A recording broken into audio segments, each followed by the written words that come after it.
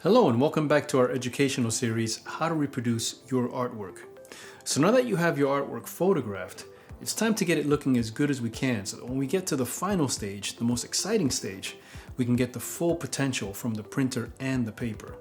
Now before I talk about editing software, I just want to mention the importance of having a properly calibrated monitor, regardless of what computer you have, whether that's a PC or a Mac, a desktop or a laptop. Now, calibrating your monitor ensures that first, your monitor is neutral and doesn't lean towards a warm or a cool color cast, which will make color correcting your artwork really difficult. Second, it can correct any contrast issues so that your blacks are rich but not muddy. And finally, it helps you set the correct monitor brightness for editing and printing, since a monitor that is too bright is often the cause of prints that appear too dark. Now, because most monitors are too bright by default, you'll be hesitant to brighten the image enough, known as setting the white point, and that inevitably leads to prints that look flat or lack contrast. Now, a calibration device comes with software that guides you through the calibration process, so it's a fairly easy thing to do, and all you need is a basic model, which costs around $150. Now, because monitors can deviate over time, I calibrate my monitor about every 2 months to ensure that my editing and printing remains consistent. Now, when it comes to editing and printing software, I recommend Adobe Lightroom Classic. It will catalog and manage all of your artwork files for printing now and later, as well as make it easy to export them in various formats for sharing online, say, something you'll probably want to do after you photograph your work. It's arguably the best RAW editor on the market and also has great printing features which are ideal for this scenario. So let's jump into Lightroom and get started. Okay, so here we are in the main interface of Adobe Lightroom Classic. I'm using a Windows 10 machine, but if you're on a Mac, the interface is virtually identical. And that's one of the great things about the Adobe apps is that they're very cross-platform compatible with very little difference in how they operate. The few differences will be some of the keyboard modifiers like the Alt and Option keys, and just one or two of the menu items like the preferences. But other than that, everything else will pretty much be the same regardless of what operating system you're using. Now, suffice to say that I cannot give you a complete overview of how Lightroom works. That would cover many videos. And so for the purposes of this educational series, I just want to give you the basics of importing your images into Lightroom, doing the basic editing and color correcting, and then taking them into the print module to do the printing. You'll see that Lightroom is divided into several modules, which you can see up here. We're only going to be using, again, the library, the develop, and the print module to keep it simple and easy to understand. Now, getting your images into Lightroom means that either you have to insert your memory card into a slot on the computer itself, the slot that a lot of iMacs and MacBook Pros have, or you have to get some kind of memory card reader that plugs into your computer via a USB cable. There are some cameras that allow you to connect the camera directly to the computer, but I definitely recommend just using the memory card because it'll be more straightforward that way. Once you insert your memory card, then in the library module here in Lightroom, you want to click on the import button here on the bottom left, and this will bring up the import window. If your window is a lot smaller than this, just make sure you click on the triangle on the bottom left to expand it. So for example, it will look something like this. Click here, and this will expand it to give you a much larger interface. And this window basically shows you where your images are coming from in this left column. The center column shows you what images you're going to be importing, what images that it has found on whatever device you're using, like your memory card. And then the column on the right allows you to select where you're going to copy the images to. So here on the left-hand side, I want to make sure that I click on the memory card device, and that's right here, EOS Digital for the Canon memory card. Usually this should pop up automatically, but if not, just select it. And then now this shows me what images are on the memory card that it has found, and there's only one on this particular memory card that I'm using. If there were more, you would see more listed here, and they all would have a checkbox telling you that you're going to import them. You can deselect the checkbox so that you don't import that image, And the other thing is that, let's say you import images from a memory card and then you put the memory card back into the camera, you take more images, and then you put the memory card back into your computer. It will not re-import duplicates. It will recognize that it's already imported some images and have those unchecked or deselected. So that's a handy way to make sure you're not creating duplicate files on your computer or in your Lightroom catalog. On the right here, you get to select where you're going to copy those images to. And Lightroom only gives you the option of copying the image from a memory card. You can't add it or anything like that. Adding would mean that it would just make a reference to that file, but it wouldn't copy it anywhere. And that's dangerous because if you take your memory card and put it back into your camera and format it, you're going to lose the image. So Lightroom forces you to copy the file from your memory card to another destination. Typically that would be on your computer. If you've got a basic setup, you want to copy that to your internal hard drive, to your pictures folder, for example. On Windows, that would be called My Pictures. On the Mac, it would just be Pictures. I have it copying to an additional hard drive that I have connected to my computer that I have dedicated to storing my raw files. So you see, that's why I have it selected here to Lightroom Library. The rest of this column here gives you options of things to do to the file when you import it, such as renaming it. But for the purposes, again, here, you can ignore all of this. And down here at the bottom right, it just tells you what folder it's going to put it in. And by default, I believe it just puts it in by date. Again, all of this you can leave to the default options. Click on Import. And now in the library module, you'll see the image that you have imported. Now in the library module, you also have this very important area here, which shows you or gives you access to all of the images in your catalog in different ways. So for example, the first one here, all photographs, will show you all of the images in your catalog. So this is the one that you want to select when you want to see everything that you have in your catalog, all of the files, all of your artwork. The other ones give you ways of filtering that. So for instance, the previous import at the bottom here will show you the last import that you performed. And if I were to do another import, in other words, if I were to take more pictures and then import the images from the card, then this would change and this would no longer be my previous import. It would be showing me the last import. To get back to all of the images in your catalog, just click on all photographs here at the top. Now from here, we can take either one of these images into the develop module. If you want to get a quick preview of it, just double click. And we're going to start with this one. So I'm going to select this image here, and then I'm going to click on the develop module title up here. Now our goal in the develop module is to get the photograph to look as close as possible to the original artwork. And one way to think about this is that when you capture an image using the RAW format, the camera sensor captures the image in a very bland, linear, sort of analytical way. Whereas when we look at images with our eyes, our brain translates what we see in a very rich, vibrant, colorful way. And so a RAW file is really just the opposite of that.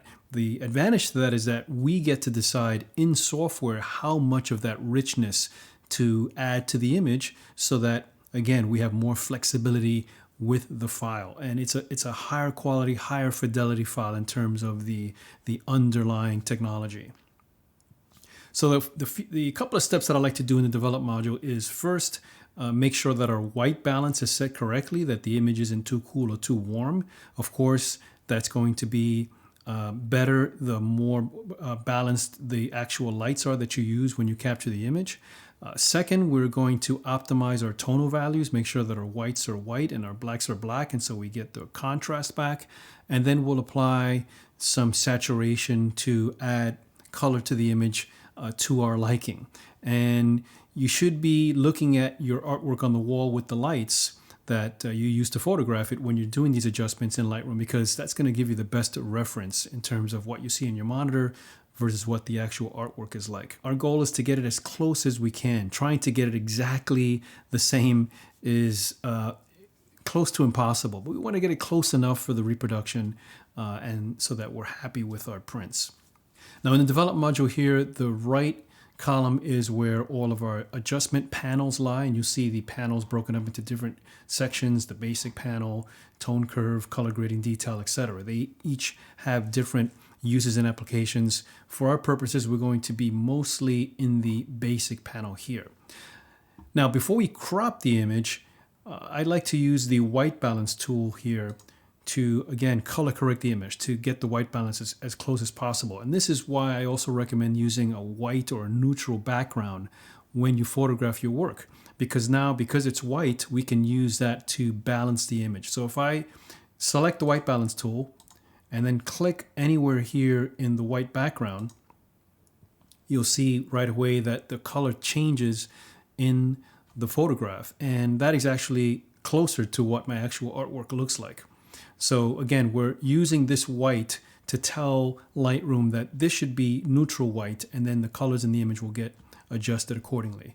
And you can experiment with clicking in different places. I would suggest you don't click on the paper itself because the paper may have some tone to it, and so that won't give you a true white or a correct white balance. Next step after that is to crop the image. And for that, we're going to use the crop tool in Lightroom. You can access that by clicking on the crop overlay tool here, or you can use the keyboard shortcut, which I like, which is the R key. And once we click on that, you can drag down on these handles. Dragging from the right, somewhere around there, left, and the bottom.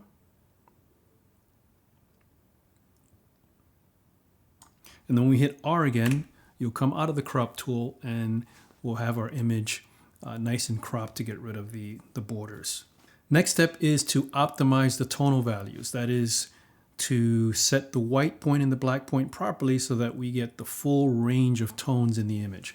And for that, you're going to use the white and black sliders here together with the exposure slider. The exposure slider more or less allows you to adjust the overall brightness or darkness of the image. I think the original exposure was good to my liking, so I'll leave that alone.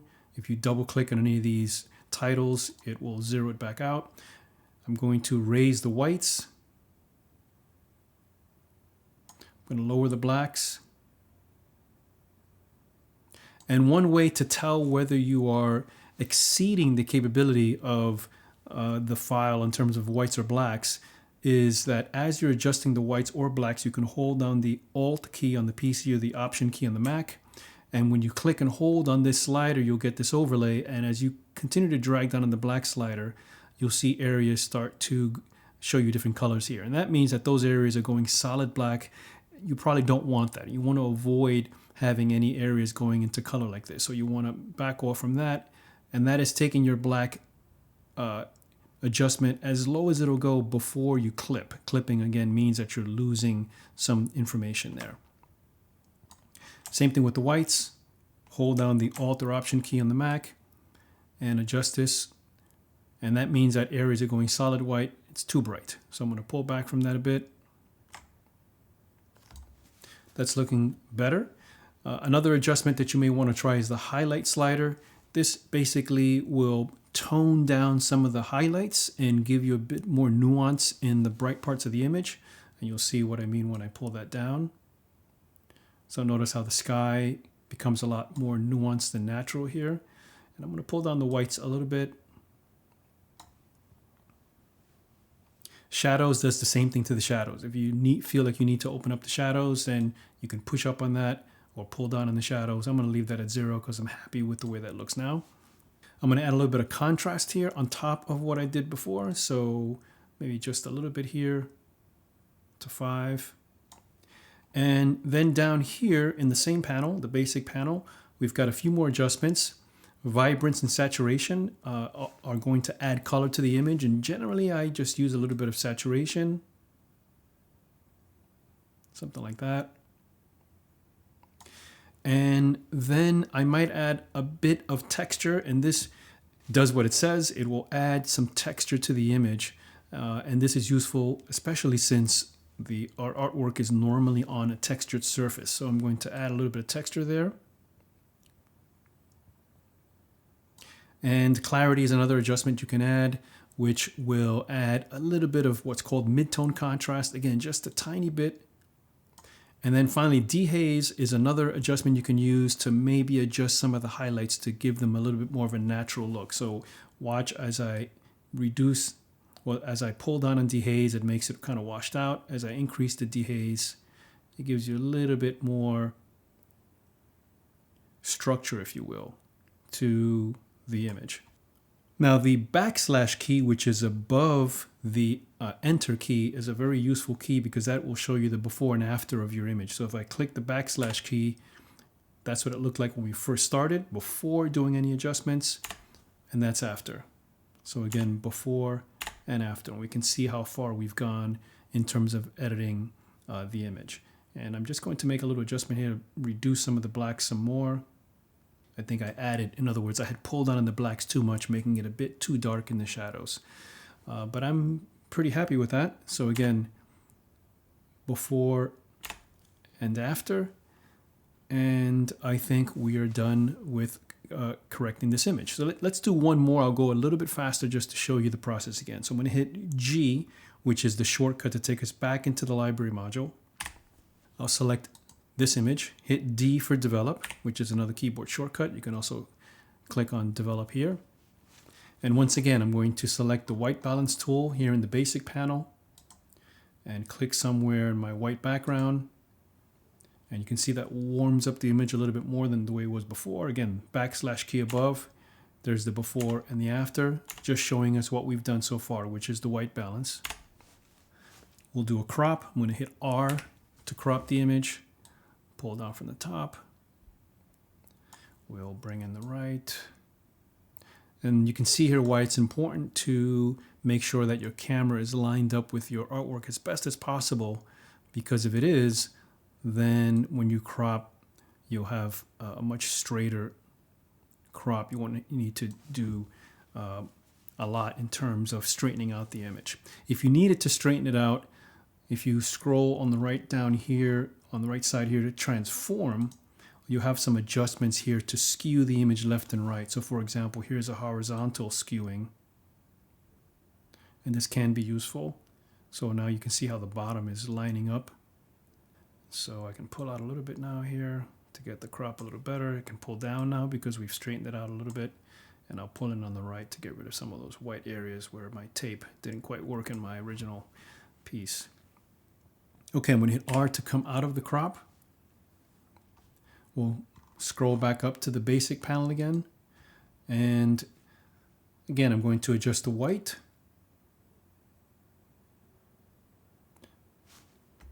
Holding down the Alt or Option key. See where I clip the whites, and you don't want to go there. You want to go just before that. Adjust blacks. I'm going to pull down the highlights. I'm going to leave the shadows the way they are. I'm going to add again a little bit of texture.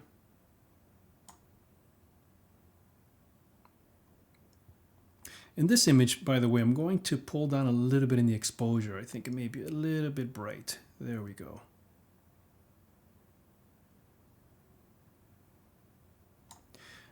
Then I'm going to add some saturation, just a tiny bit. Maybe a little bit of dehaze as well. There's our before, and there's our after, and I'm pretty happy with that. So that's the basic process. Color correcting with the white balance, optimizing our tones, adding a bit of contrast if we need it, and then adding some of these extra effects here called presence, like the texture and the clarity, to add a little bit more interest to the image.